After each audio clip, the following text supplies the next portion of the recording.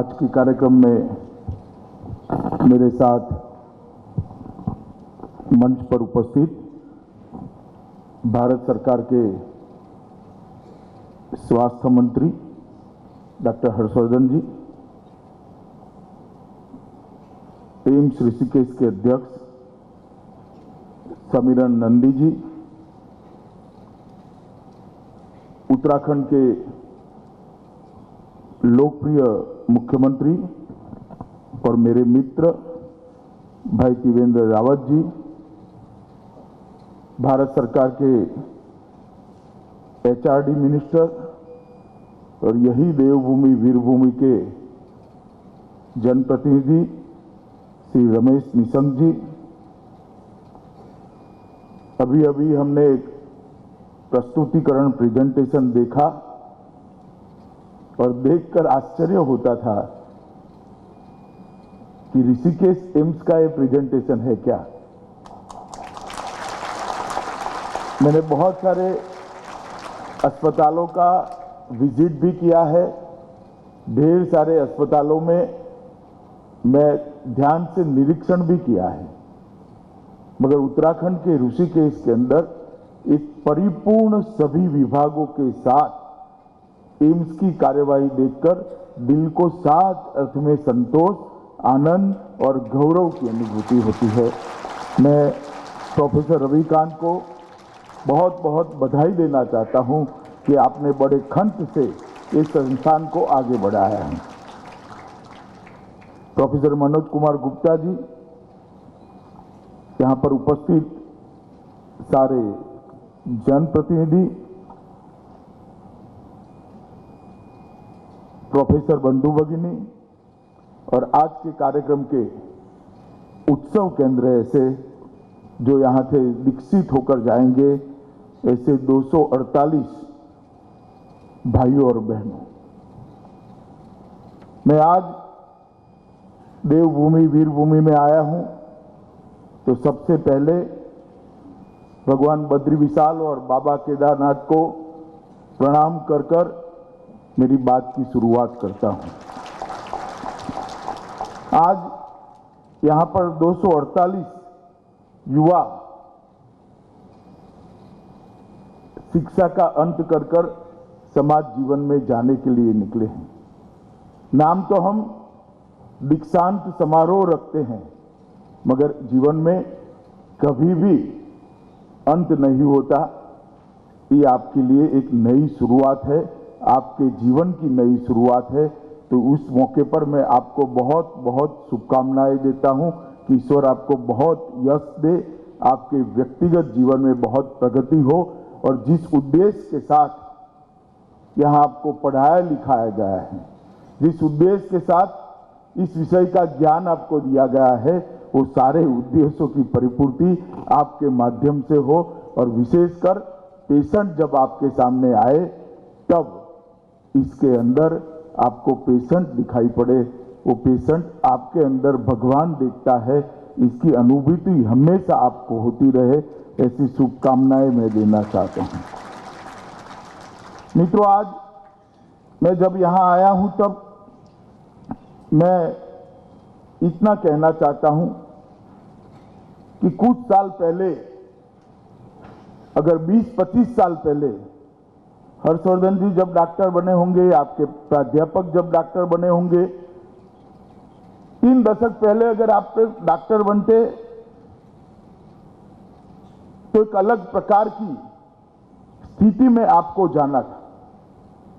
और जब आप डॉक्टर बनकर आज जा रहे हो, तब मैं आपको कहता हूं एक विशिष्ट प्रकार का प्लेटफॉर्म इस देश के प्रधानमंत्री नरेंद्र मोदी ने आपके लिए बनाकर तैयार रखा है और उस प्लेटफॉर्म का फायदा आपको मिलने वाला है। ये प्लेटफॉर्म पर खड़े होकर आपको सिर्फ आपकी आजीविका का, आपके व्यक्तिगत विकास का विचार नहीं करना है। ये प्लेटफॉर्म पर खड़ा रहकर आपको विश्व के अंदर स्वास्थ्य के क्षेत्र में भारत को सर्वप्रथम बनाने के लिए, योगदान देने के लिए आगे बढ़ना है। ये दोनों स्थितियों में बहुत बड़ा अंतर है। 25-30 साल पहले भारत की जो स्थिति थी और आज की जो स्थिति है स्वास्थ्य के क्षेत्र के अंदर, और आज जो शुरुआतें हुई हैं, वो शुरुआतों को गंतव्य स्थान पर ले जाने का दायित्व आपका है। ये 6 साल के अंदर 130 करोड़ की आबादी वाली इस देश को मोदी जी ने स्वास्थ्य के क्षेत्र में संपूर्ण बनाने के लिए एक यात्रा की शुरुआत की। 130 करोड़ लोग, इसमें काफी सारे 60 करोड़ लोग गरीबी रेखा के नीचे जीते हो, और सबके लिए अगर स्वास्थ्य की कल्पना कोई करता है तो कितनी कठिन कल्पना होगी, आप विचार कर सकते हैं। आप में से बहुत सारे लोग गांव के परिदृश्य से आए होंगे, आपके गांव की स्वास्थ्य की सेवाएं आपके मालूम होगी। उस समय 2014 के अंदर आज इस प्रकार का विचार करना कि हमारा भारत विश्व के अंदर स्वास्थ्य सेवाओं की क्षेत्र के अंदर सर्वोच्च बने, वो नरेंद्र मोदी के अलावे कोई हिम्मत नहीं कर सकता। मैं आपको इतना ही कहना चाहता हूं। मित्रों, मोदी जी ने आने के तुरंत बाद ही, जब तक डॉक्टर उपलब्ध नहीं है, डॉक्टर उपलब्ध नहीं है, तब तक स्वास्थ्य सेवाओं को नीचे तक पहुंचाया नहीं जा सकता, सुधारा नहीं जा सकता। इसलिए मैं आपको बताना चाहता हूं, लगभग आज मोदी जी के समय में 157 मेडिकल कॉलेज नए शुरुआत करने की आज घोषणा भी हुई है, स्थापित भी होने लगे, काम भी करने। आप कल्पना कर सकते हैं 157 मेडिकल कॉलेज। एम्स भी अटल जी 6 बनाकर गए थे, जिसमें से एक जहां पर आपने शिक्षा दीक्षा प्राप्त की वो ऋषिकेश एम्स है। अटल जी ने उत्तराखंड के लिए बहुत कुछ किया, उत्तराखंड को भी बनाया और ऋषिकेश का एम्स को भी बनाया। मगर ये 6 एम्स थे, आज और 16 एम्स के साथ 22 एम्स का काम चालू कर दिया है, और लक्ष्य रखा है हर राज्य में एक एम्स बने। और जब मैं एम्स शब्द प्रयोग करता हूं तो ये केवल अस्पताल नहीं है, ये केवल मेडिकल कॉलेज नहीं है। यहां अनुसंधान भी होते हैं, यहां रिसर्च पेपर भी दायर होते हैं, यहां से विश्व की अनेक अस्पतालों के साथ एमओयू हुए हैं। बच्चों को, स्टूडेंट्स को विश्व भर की टेक्नोलॉजी का यहां पर अनुभव होता है, और वीडियो कॉन्फ्रेंस के माध्यम से दुनिया भर की सबसे आधुनिक आरोग्य के क्षेत्र की टेक्निक को भी आप एम्स पे लेकर जान सकते हो, सीख सकते हो, पढ़ सकते हो, आत्मसात कर सकते हो। हर राज्य में अगर एक एम्स बनता है तो मुझे भरोसा है कुछ ही सालों में सबसे ज्यादा रिसर्च पेपर फाइल करने वाला कोई देश होगा तो मेरा भारत होगा। इस दृष्टिकोण के साथ ये शुरुआत नरेंद्र मोदी जी ने की है, और ये 6 साल के कम अंतराल के अंदर ही लगभग 29,000 एमबीबीएस की सीटें बढ़ाई, 17,000 पोस्ट ग्रेजुएट की सीटें बढ़ाई, और अभी नीति आयोग काम कर रहा है, अगर उसको ढंग से डिजाइन कर लिया गया तो और 10,000 पोस्ट ग्रेजुएट की सीटें भी बढ़ने की संभावना है। 29,000 मेडिकल की सीटें एक 6 साल के अंदर बढ़ाने का काम नरेंद्र मोदी जी ने किया है। पीजी की सीटें 17,000 बढ़ाने का काम किया है, और उत्तराखंड जैसे छोटे राज्य के अंदर ही अल्मोड़ा, रुद्रपुर, हरिद्वार और पिथौरागढ़ 4 मेडिकल कॉलेज देने का काम नरेंद्र मोदी सरकार ने किया है। मित्रों, ये जो इंफ्रास्ट्रक्चर एजुकेशन के लिए खड़ा करने का काम किया, इसके पीछे उद्देश्य है कि देश के हर दूर दराज के गांव के अंदर एक डॉक्टर उपलब्ध हो जाए।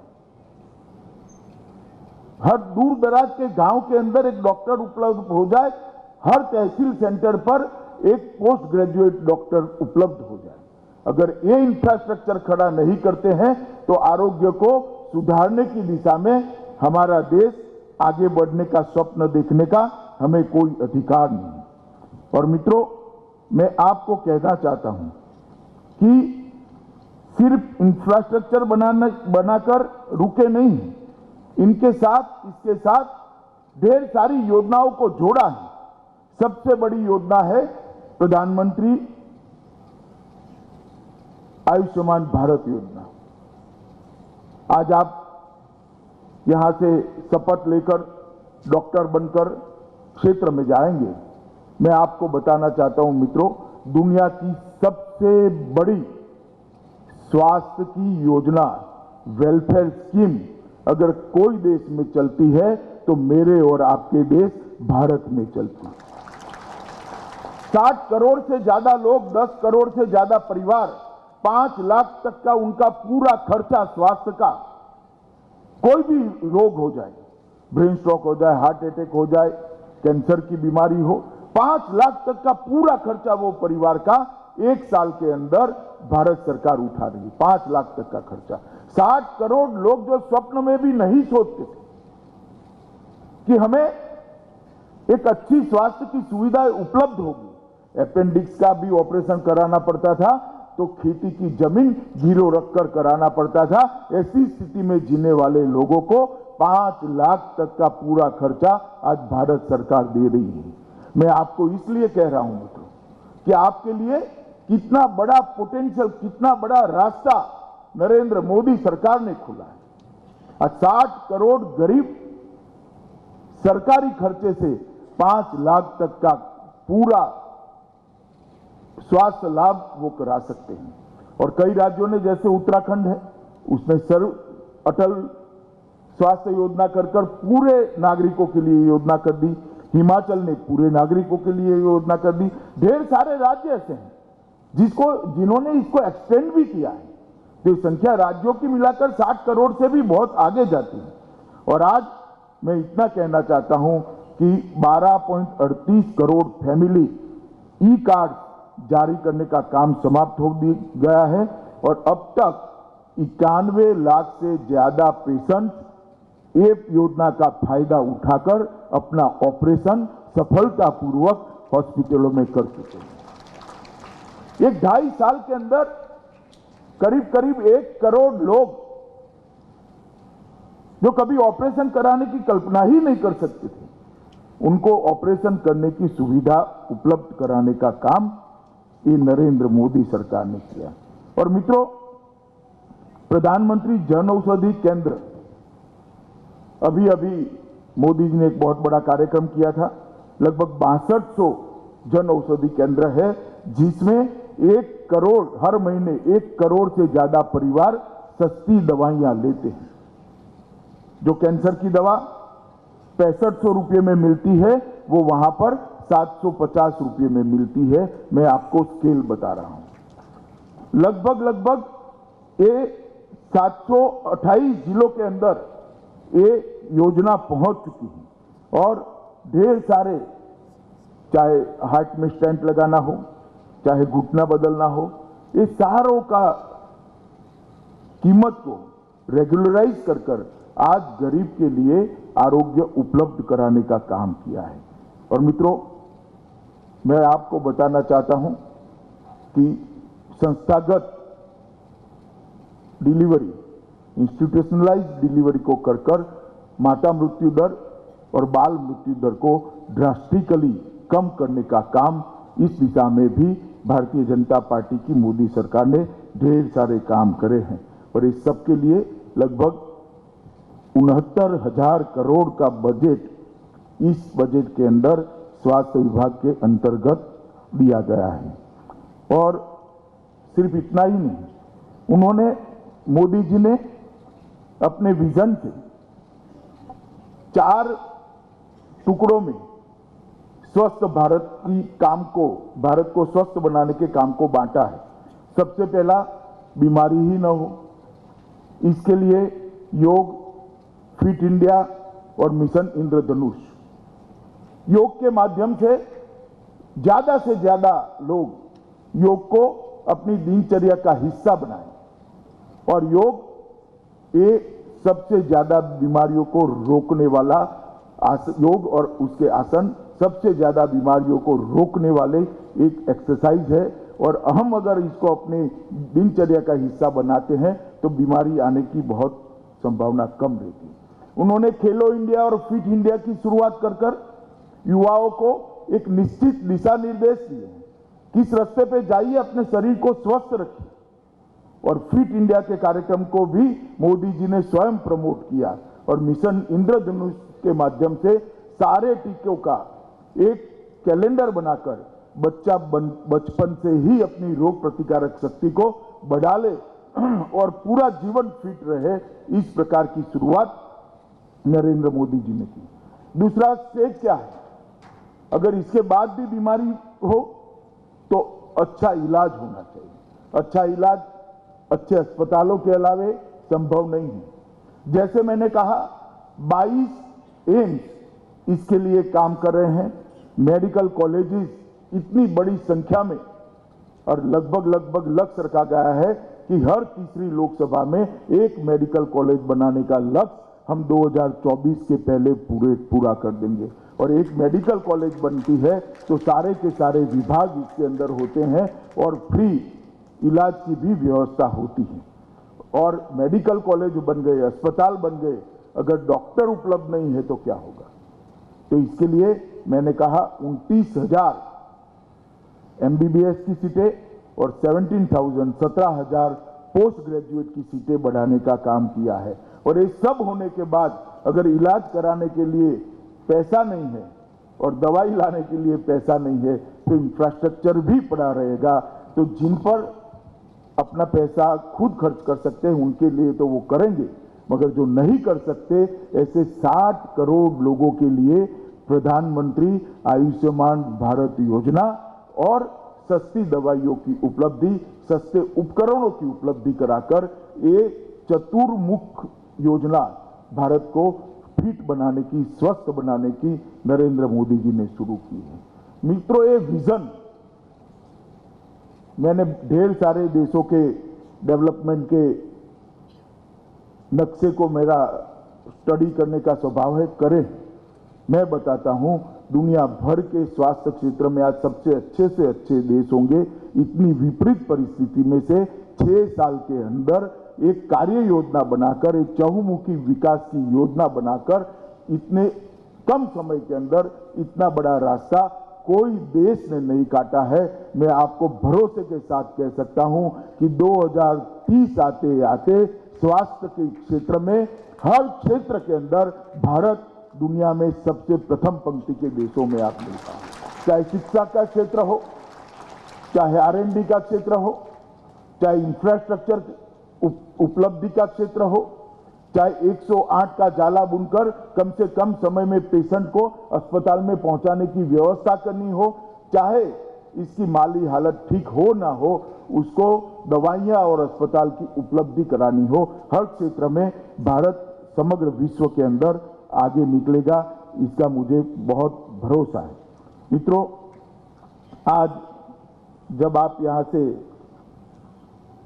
डॉक्टर बनकर जा रहे हैं, यहां से आपको शपथ भी दिलाई जाएगी और उसके बाद में आप फील्ड में अपने जीवन की नई शुरुआत करोगे। उस वक्त मैं आपको कहना चाहता हूं मित्रों, बड़े पद पर जाने का विचार कभी मत करना।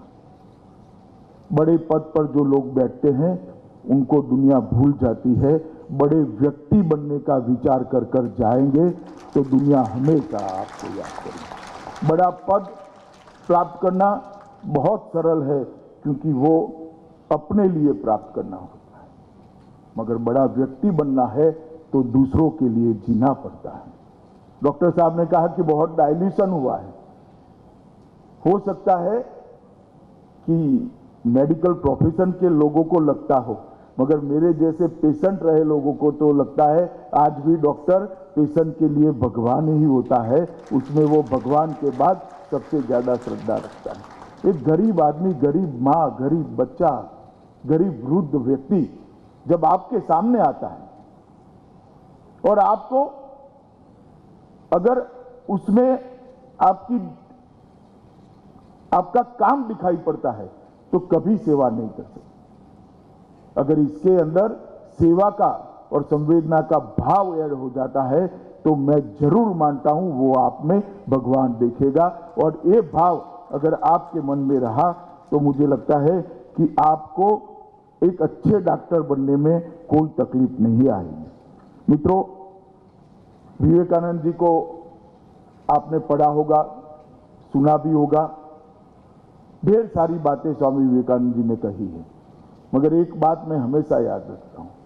स्वामी जी को नीदरलैंड के किसी व्यक्ति ने स्वामी जी को अमेरिका में पूछा कि ज्ञान की व्याख्या क्या है। ढेर सारे लोग संगीत के विशेषज्ञ होते हैं, वो भी ज्ञानी होते हैं। कोई विज्ञान का ज्ञान रखता है तो वो भी ज्ञानी होता है। कोई अंतरिक्ष का ज्ञान रखता है, वो भी ज्ञानी होता है। प्रोफेसर रविकांत जैसे लोग जो मेडिकल साइंस का ज्ञान रखते हैं तो वो भी ज्ञानी हैं। ढेर सारे क्षेत्रों में ज्ञानी की व्याख्या हो सकती है। तो उसने अपना कंफ्यूजन स्वामी जी के सामने रखा। स्वामी जी, मुझे बताइए कि सच्चा ज्ञानी कौन है? जो आर्ट्स में है, जो डिफेंस में है, जो मेडिकल साइंस में है, जो वैज्ञानिक है, कौन सच्चा ज्ञानी है? स्वामी जी ने कहा, इस सब ज्ञानों से ऊपर एक ही ज्ञान का मूल मंत्र है, जो स्व पर से पर जाना की यात्रा को जानता हो, अपनी जगह पराये का, दूसरे का विचार करता हो, वो ही सच्चा ज्ञानी है और वो ही ज्ञान को प्राप्त कर सकता है। आज आप यहां से मेडिकल साइंस का ज्ञान लेकर जा रहे हैं, मगर आपके सामने इस देश के 60 करोड़ गरीब पेशेंट आपके सामने होने चाहिए। आपका गंतव्य क्या होना चाहिए? इस देश के हर एक व्यक्ति को स्वस्थ बनाना। आपका लक्ष्य क्या होना चाहिए? नरेंद्र मोदी जी ने पूरी योजना जो बनाई है, इसको सफल बनाना। आपका लक्ष्य क्या होना चाहिए? इस देश को स्वास्थ्य के क्षेत्र में सबसे ऊपर ले जाना।